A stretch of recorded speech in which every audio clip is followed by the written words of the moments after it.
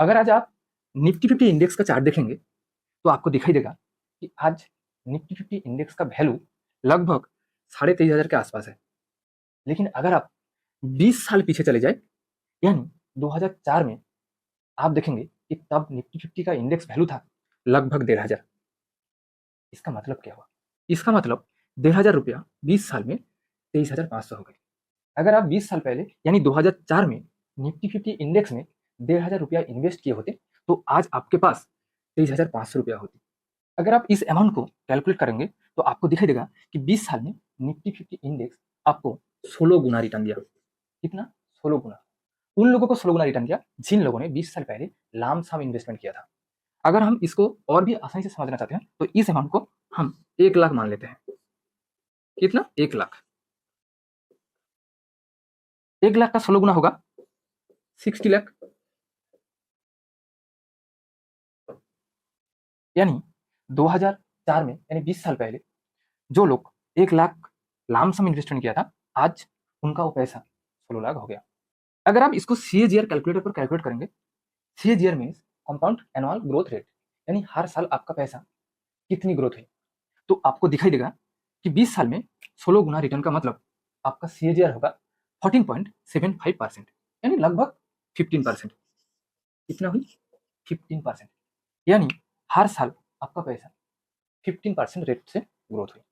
एक 15% रिटर्न किसने कमाई? जिन लोगों ने 20 साल पहले निफ्टी 50 में लामसाम इन्वेस्टमेंट किया था। किसने? जिन जिन लोगों ने लामसाम इन्वेस्टमेंट किया था, यानी 20 साल पहले एट ए टाइम कुछ पैसा एक साथ निफ्टी 50 में इन्वेस्ट किया था और 20 साल तक इन्वेस्ट रखा। ये तो आप निफ्टी 50 इंडेक्स का रिटर्न देखा, यानी शेयर बाजार की 50 बड़े कंपनियों का एवरेज रिटर्न देखा। लेकिन अगर आप किसी एक अच्छे शेयर में इन्वेस्ट किए होते तो आपको कितना रिटर्न मिलता वो देखते हैं। फर्स्ट एग्जाम्पल के लिए मैं यहाँ आइसर मोटर्स जो बुलेट बनाती है उसको लेता हूँ। आज आइसर मोटर्स की एक यूनिट शेयर की प्राइस लगभग 4,762 रुपया। कितना? 4,762 रुपया। लेकिन 20 साल पहले यानी 2004 में इसी आइसर मोटर्स की एक यूनिट शेयर प्राइस था लगभग 24 रुपया। यानी 20 साल में 24 रुपया 4,762 रुपया हो गए। अगर आप इसको कैलकुलेट करेंगे तो आपको दिखाई देगा कि 20 साल में आइसर मोटर्स 30 गुना से भी ज्यादा रिटर्न दिया। कितना? 30 गुना से भी ज्यादा। निफ्टी 50 आपको 20 साल में कितना रिटर्न दिया था? 16 गुना। लेकिन वही सेम 20 साल में आइसर मोटर आपको 30 गुना यानी निफ्टी 50 से भी 2 गुना ज्यादा रिटर्न दी। अगर किसी ने 2004 में आइसर मोटर की 100 शेयर खरीद रहे होते तो आज उनके पास 4,76,200 रुपया होती। कितना? 4,76,200। बट 2004 में इसी 100 शेयर की कीमत कितनी थी? सिर्फ 2,400। सिर्फ 2,400। 2,400 रुपया 20 साल में 4,76,200 रुपया हुई। अगर आप इसको CAGR कैलकुलेटर पर कैलकुलेट करेंगे तो आपको दिखाई देगा कि 20 साल में 20 ईयर्स, सेम 20 ईयर्स जो निफ्टी 50 में भी था, 20 साल में आइसर मोटर आपको 30% से भी ज्यादा रिटर्न दी। 20 साल में आइसर मोटर्स आपको 30 गुना रिटर्न दी, 30% रिटर्न दी। लेकिन वही सेम 20 साल में निफ्टी 50 आपको 16 गुना रिटर्न दिया और 15% रेट से रिटर्न दिया। यहाँ रिटर्न द्विगुना, रेट ऑफ रिटर्न भी द्विगुना। अगर हम आइसर मोटर्स को निफ्टी 50 के साथ कंपेयर करें तो देखा जाएगा अगर किसी ने 20 साल पहले निफ्टी 50 में 1 लाख रुपया इन्वेस्ट किए होते तो आज उनको 16 लाख रुपया रिटर्न के तौर पर मिलते। लेकिन वही सेम 1 लाख वो आइसर मोटर्स में इन्वेस्ट किए होते तो आज उनको 30 लाख रिटर्न मिलती। कितना? 30 लाख। निफ्टी 50 में कितना मिला था? 16 लाख। यानी निफ्टी 50 की तुलना में आइसर मोटर्स 2 गुना ज्यादा रिटर्न दी सेम 20 साल में। और हम रेट ऑफ रिटर्न को भी कंपेयर करें तो देखा जाएगा निफ्टी 50 पिछले 20 साल में कितना रिटर्न दिया? 15% और आइसर मोटर 30%। ये भी रेट ऑफ रिटर्न भी 2 गुना। यानी पिछले 20 साल में आइसर मोटर्स निफ्टी 50 की तुलना में rate of return and compound return दोनों 2 गुना ज्यादा दी। अगर आप ये देखकर डिसाइड करते हो कि शेयर मार्केट में लमसम इन्वेस्टमेंट करना सही है तो आप बिल्कुल गलत दिशा में जा रहे हो। इसको समझने के लिए मैं आपको एक एग्जाम्पल दिखाना चाहता हूँ। आपने वीडियोकॉन कंपनी का नाम तो सुना ही होगा। 2002 में वीडियोकॉन कंपनी शेयर बाजार में लिस्टेड हुई थी। 2002 में वीडियोकॉन कंपनी का एक शेयर की प्राइस था 7.25 पैसा। लेकिन 2004 में वीडियोकॉन कंपनी का शेयर प्राइस अचानक बढ़ने लगा, लोग भी जमकर शेयर खरीदने लगा। 2004 में अगस्त आते आते वीडियोकॉन कंपनी का शेयर प्राइस 219 रुपये हो गया था। और 2007 में वीडियोकॉन कंपनी का एक शेयर 741 तक पहुंच गया था। 2002 में वीडियोकॉन कंपनी का जो शेयर प्राइस 7.25 रुपये था, वही सिर्फ 5 ईयर्स के अंदर वो 441 तक पहुंच गया। अब तो सोच रहे हैं तो बढ़िया बात, लेकिन नहीं। 2007 के बाद हम सभी को पता है शेयर मार्केट में क्रैश आया था, वीडियोकॉन कंपनी भी डूब गया और दोबारा खड़ा ना हो गई। 2007 के बाद कभी भी वीडियोकॉन कंपनी का शेयर प्राइस में दोबारा ग्रोथ नहीं आई। आज वीडियोकॉन कंपनी का शेयर प्राइस कितना है वो आपको पता है? अंदाजा लगाइए। 300, 200, 100, एटलीस्ट 50 तो होना चाहिए, वो भी नहीं है। आज 2024 में वीडियोकॉन कंपनी का एक शेयर प्राइस 7.25 रुपया जो शुरुआती समय में था। आप एक बार सोचिए, प्रॉफिट तो दूर की बात, कितना गुना लॉस हुआ। 2007 से 2024 तक सिर्फ इन 17 ईयर्स में वीडियोकॉन कंपनी का शेयर प्राइस में 60 गुना नुकसान हुआ। कितना? 60 गुना। अगर किसी ने 2007 में वीडियोकॉन कंपनी में 1 लाख रुपए इन्वेस्ट किए होते तो आपको पता है आज उनको कितना रिटर्न मिलती? सिर्फ 1,700 रुपया। अगर आप 2007 में वीडियोकॉन कंपनी में 1 लाख रुपए इन्वेस्ट किए होते तो आज आपको सिर्फ 1,700 रुपया रिटर्न मिलती। प्रॉफिट तो दूर की बात, आपका पैसा 60 गुना लॉस हुई। सिर्फ वीडियोकॉन कंपनी ही नहीं, शेयर मार्केट की लिस्ट में ऐसे बहुत सारे कंपनीज है जहां लोगों का करोड़ों रुपया डूब गया।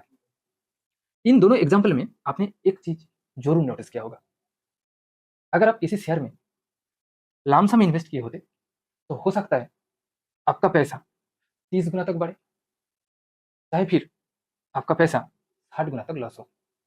यानी एक बात तो क्लियर है, लामसम इन्वेस्टमेंट में जितना ज्यादा प्रॉफिट कमाने का चांस है उतना ज्यादा रिस्क भी है। इसलिए शेयर मार्केट समझदार लोग हमेशा कहते हैं कि लामसम इन्वेस्टमेंट नहीं, ऐसे भी करना चाहिए।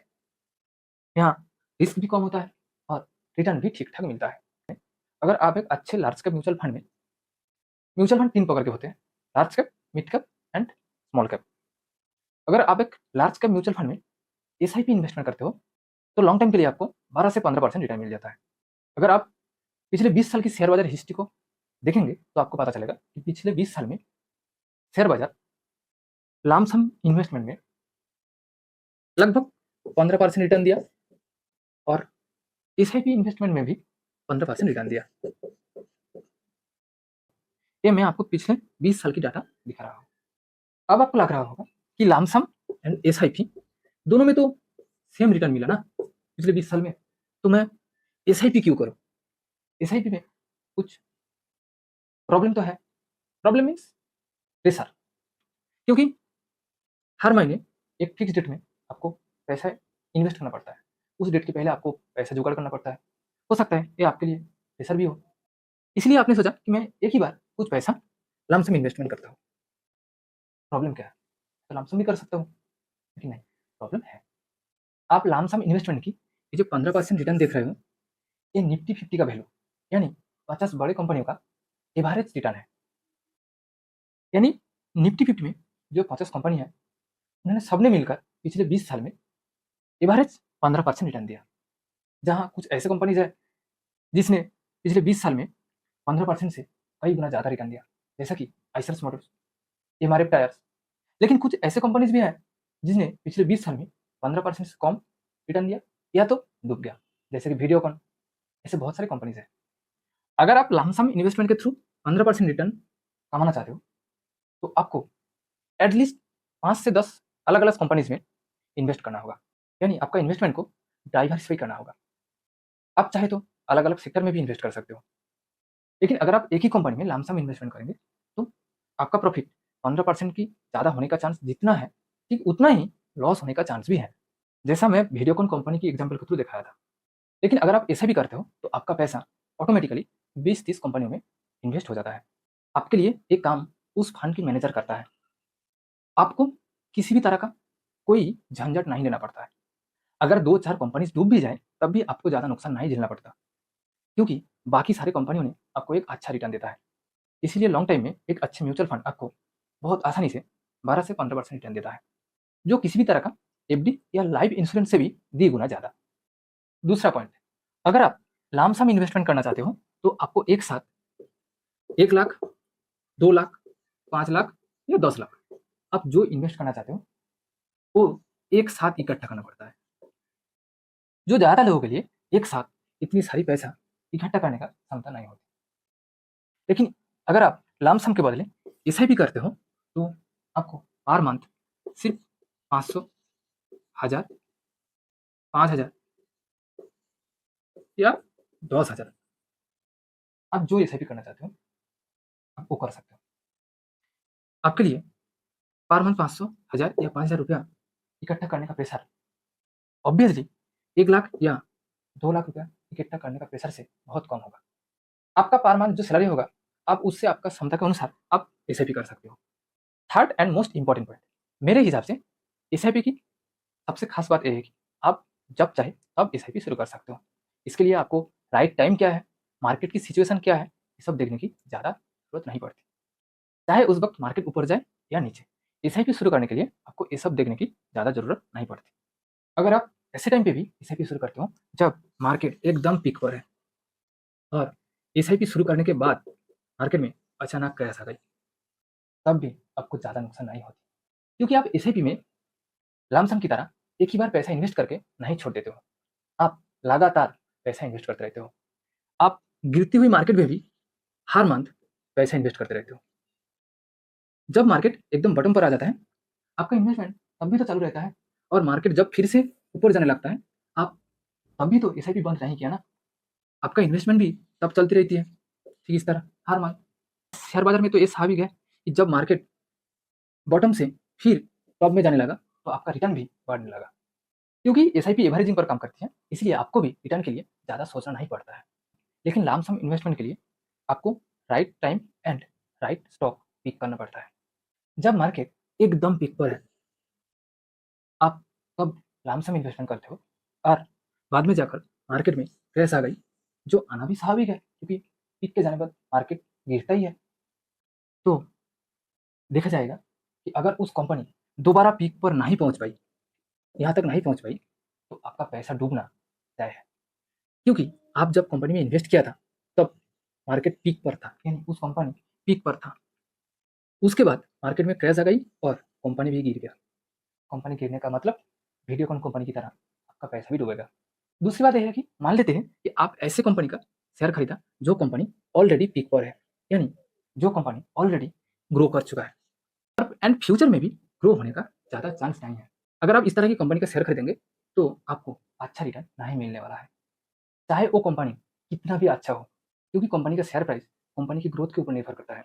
उस कंपनी जितना ज़्यादा प्रोडक्ट सेल करेगा एंड जितना प्रॉफिट कमाएगा, उतना शेयर प्राइस भी बढ़ेगा, और शेयर प्राइस बढ़ने का मतलब आपका रिटर्न भी बढ़ेगा। अगर उस कंपनी आज एक स्टेबल पोजीशन पर है और भविष्य में ज़्यादा ग्रो होने का चांस नहीं है, तो स्वाभाविक है कि उस कंपनी का शेयर प्राइस आज की तुलना में ज़्यादा नहीं बढ़ेगा। अगर आप इस टाइम पे या फिर इस टाइम पे या फिर इस टाइम पे भी इन्वेस्ट करते तो आपका ज़्यादा रिटर्न मिलती, लेकिन आप यहाँ इन्वेस्ट किया, इसीलिए आपको ज़्यादा रिटर्न नहीं मिलने वाला है। आपको तब भी ज़्यादा रिटर्न मिलेगा जब कंपनी दोबारा न्यू पीक पर पहुंचे, यानी इस लाइन को क्रॉस करे। इसीलिए लॉन्ग टर्म इन्वेस्टमेंट के लिए आपको सही स्टॉक पिक करना पड़ता है। लेकिन मैं आपको एक बात कहूँ, ज़्यादातर लोग यहाँ फेल हो जाता है, सही स्टॉक ही नहीं पिक कर पाते। अगर आप भी जानना चाहते हो कि सही स्टॉक कैसे पिक किया जाए, तो इस वीडियो के नीचे डिस्क्रिप्शन बॉक्स में वो लिंक है, आप जाकर देख सकते हो। अगर आपको अभी भी डाउट है कि आपके लिए बेस्ट ऑप्शन क्या होना चाहिए, एसआईपी या लमसम, तो मैं आपको कहना चाहता हूँ कि ये आपका नॉलेज के ऊपर डिपेंड करता है कि आपको क्या करना चाहिए। अगर आप market analysis and stock analysis कर पाते हो तो आप लमसम एंड एसआईपी दोनों में इन्वेस्ट कर सकते हो। लेकिन अगर आप शेयर मार्केट में नए हैं और आप इन्वेस्टमेंट शुरू करना चाहते हो, आप मार्केट एनालिसिस या स्टॉक एनालिसिस कुछ भी नहीं सीखा, तो आपके लिए शुरुआती दौर में एसआईपी बेस्ट ऑप्शन होना चाहिए। इसके साथ मैं आपको एक वार्निंग भी देना चाहता हूँ, ये मेरा पसंदीदा है, आपके लिए एक किसी भी तरह का कोई रिकमेंडेशन नहीं है। आप किसी भी तरह का इन्वेस्टमेंट करने से पहले ज़रूर एक बार रिसर्च कीजिए, देन इन्वेस्ट कीजिए। किसी के कहने पर या किसी के ऊपर विश्वास करके आप आपका एक भी रुपया शेयर मार्केट में मत लगाना। Thank you for watching this video. अगर आपको वीडियो पसंद आई तो प्लीज़ लाइक करें और दोस्तों के साथ ज़रूर शेयर करें, और आप इस चैनल में नए हैं तो प्लीज़ सब्सक्राइब करें।